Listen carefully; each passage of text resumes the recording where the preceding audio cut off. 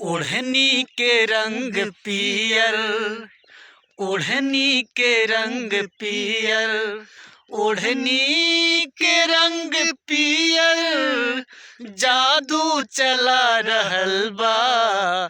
लागे की जैसे खेतवा में सरसों फुला रहल बा।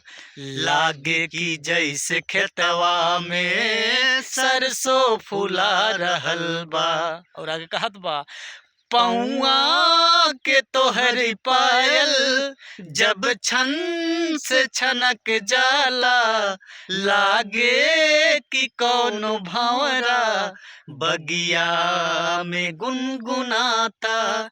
ई शरीर के बनावट बिजली गिरा रहल बा।